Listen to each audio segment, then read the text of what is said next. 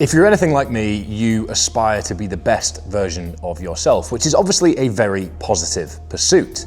However, in my experience, it does come with some risk. You might find it difficult to be present in the moment. You might struggle to be proud of the progress that you have made. You might always be looking to the future, to the next thing, to the next source of growth. You may become stubborn, perhaps dogmatic. You may lose sight of the things that genuinely make you happy. You might start to blend the currencies of time and money, stressing over every moment not spent productively or in pursuit of your goals. I fell into this trap when I was at university. I let the plan that I had set myself on paper become my master in reality. My understanding of hard work, success, and growth all relied heavily on that plan, and in fact, after not much time at all, so did my self-worth. This didn't end well for me. I'll break that down in more detail in another video soon, but for the time being, that kind of sets the scene for what I want to talk about today. That was over 10 years ago, and I fortunately learned an awful lot since then. And when I reflect on the biggest challenges that I've faced, the most insurmountable tasks at hand, whether personal, professional, financial, or otherwise, there is one skill that has become my glue.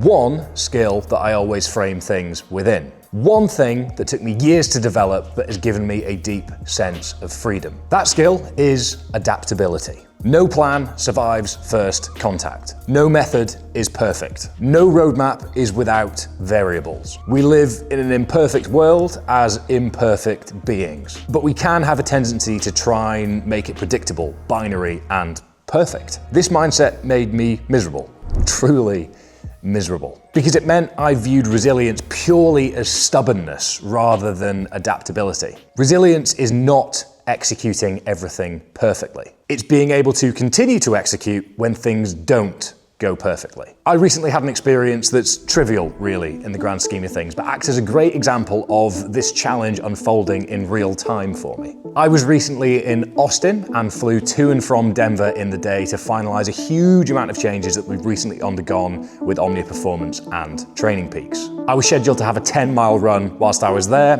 and film the following day as I flew to Mexico with another 10-mile run, making it a sort of 2 days of training with lots of stuff happening in between sort of video. So please enjoy watching me slowly fall apart in real time, as almost nothing, aside from the meetings with Training Peaks, went to plan. It's just before 4:30 in the morning and I'm about to fly from Austin to Denver. Hiya.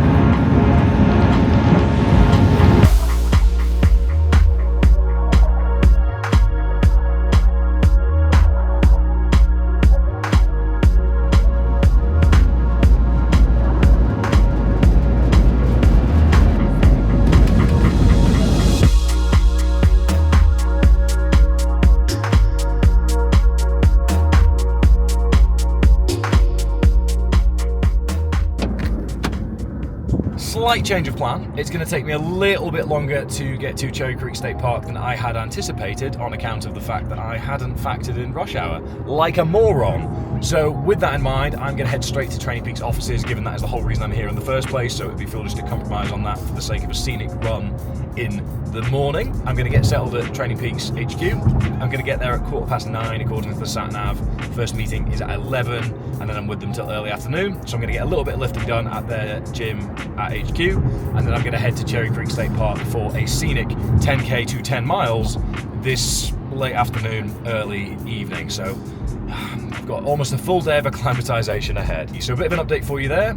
Let's head over to Training Peaks HQ. Today was all about finalizing what has been a very long, challenging and exciting process. We've been working on an API with Training Peaks to improve our ecosystem over at Omnia Performance, and I'm thrilled to announce that it is all now come to life. We've had a rebrand, a new website, some new world-class coaches, as well as some other hires, and launched a new 3-tiered membership model. I would love for you to go and check it out via the link in the description down below, and I would be even more over the moon if you decided to join our global community. If you're not yet convinced, new to hybrid training, or perhaps want more of a flavour of what Omnia is all about, then you can download our free hybrid training guide, which should give you a comprehensive overview of what you need to know. I very much hope to have you on board, and a massive thank you to the team at our end and at Training Peaks for all the work to get this over the line. Okay, all finished up at Training Peaks HQ, and a little bit of a mad rush getting out of the door to get back on the road so that I can get this run in without missing my flight back to Austin this evening. So I am on my way to Bar Lake rather than Cherry Creek State Park, just because that's a little bit more out of the way, and you know, the whole catching my flight on time thing. So aiming for 10 miles, but might need to cut it a little bit short depending on time, as I've not been to this one before, so I don't exactly know where to park, etc. Really positive day, really encouraging, and lots of things that I'm really glad to have shared with the team. So I am very much hoping that I can get out and enjoy this run stress-free, confident in the knowledge I'm going to make my flight on time. We shall see. I'll see you at Bar Lake.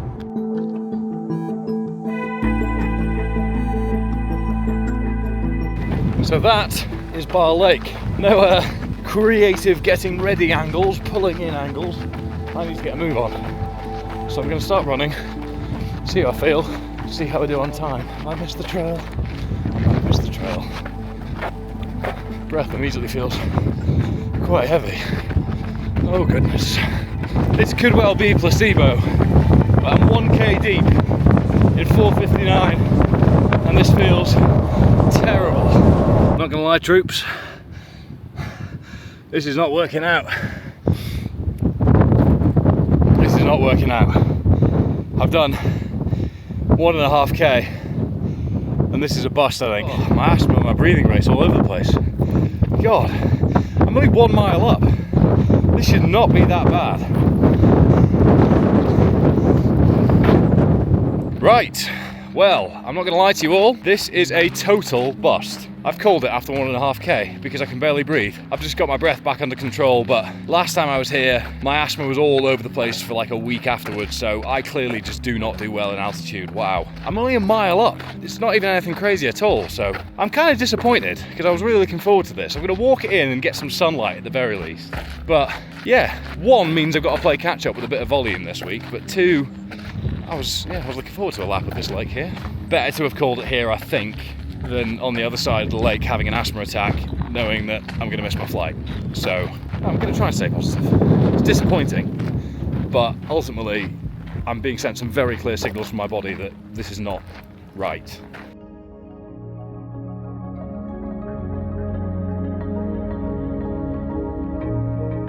Back at the hotel, 10 past midnight, still kind of need to pack for a 9:30 flight tomorrow morning. Good night. Good morning, everyone. I feel absolutely destroyed.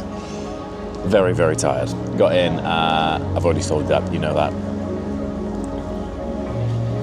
I binned the video at this point, which is something I do everything I can to avoid with the content calendar and planning that we're working to and the implications of having to shuffle things around. Plus, marathon prep is very volume and consistency centric. So there's always that voice in the back of your head giving you a little bit of grief if you fall behind on sessions. But what I'm really proud of, and I'm in fact currently experiencing day to day as I navigate this injury, which I've broken down in detail with a few previous videos if you want to go and check that out, is that I managed to be adaptable and really focus and frame the experience and the context within the success of the meetings with Training Peaks, which marks the end to 6 months of monumental amounts of work to get this project over the line, which it recently has. A previous version of me would have been quite self-critical, ignoring the impact of stress, travel, time zones, sleep, and altitude even. I would have just labeled myself as not working hard enough and that I'd failed to execute on the plan that I'd put in my diary the day before. But I have experienced reality more than enough times now. Growth and success doesn't come from executing to perfection,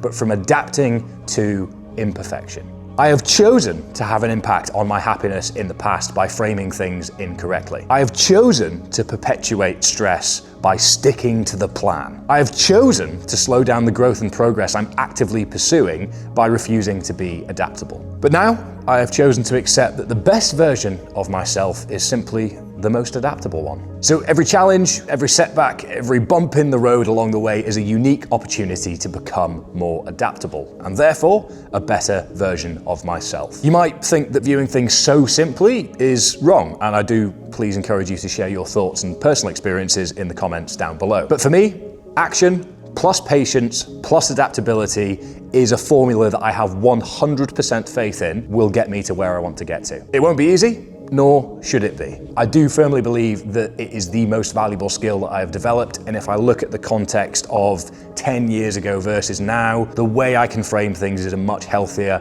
happier, and more adaptable, funnily enough, version of myself, which I know is moving me forwards at a quicker pace. So if you're driven in the same way, it's something I would encourage you to consider. As I've mentioned, if you do have any thoughts or feelings, please do drop them in the comments down below. Do give the video a like whilst you are in the vicinity, hit subscribe and ding that little bell icon so you don't miss any future videos. The channel is currently focused on me living out adaptability as I navigate injury and get back on the turbo, back in the pool, and focus on upper body training before I can get back running and riding outdoors with a stress fracture in my hip. But I'm very proud of how much of a smile I can have on my face as I navigate said challenges, because a previous version of me would have not been very pleased and probably quite mopey and miserable about this. So that's worth a like on the video, isn't it? Cheers. Goodbye.